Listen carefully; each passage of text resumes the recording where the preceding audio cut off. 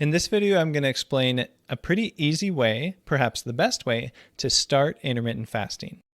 I'm Ben, I'm a PA, and I have a blog and a podcast and this YouTube channel about the health benefits of fasting. So how do you start intermittent fasting? Does it sound kind of intimidating? Maybe you're not sure what to do first. Well, here's a pretty easy method that you can use. So the first thing you want to do is you want to start doing some miniature fasts, some really short fasts. And the way to do that is basically don't eat between your meals. So if you're eating 3 meals a day, that's fine, but don't eat anything between breakfast and lunch, and then lunch and dinner. And so that's just a few hours, right? Maybe up to like 5 or 6 or 7 hours at the most in between those 2 meals. And so if you don't eat during that time, you'll start to get a little experience and a little practice and a little bit of a comfort level with fasting. And then think about this. If you don't eat after dinner and then you wait until breakfast the next day, how much time is that? For most people, that's probably about 12 hours.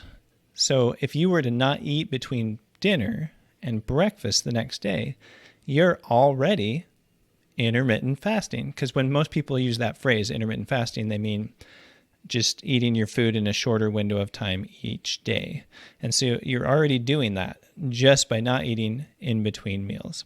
So again, you're doing those mini fasts. So if you go from breakfast to lunch, lunch to dinner, without eating anything in between those meals, and then even from dinner until breakfast the next day. And one way to make that a lot easier is if you eat a nice filling meal. And one way to do that is to include plenty of protein and healthy fats, because those keep you full for a long time. Fiber also helps, by the way. So once you've done that, you've started intermittent fasting. By the way, quick note, if you're getting any value out of this video, go ahead and hit the like button and also the subscribe button so you can see future videos, because I'll be making more and more and probably having better production value and everything. So you can see my next one, go ahead and hit that subscribe button. But let's talk just a little bit more about starting intermittent fasting. So you don't have to do this all at once, this thing about the mini fasts in between meals. You can start with maybe just not eating between breakfast and lunch, and you do that for a few days.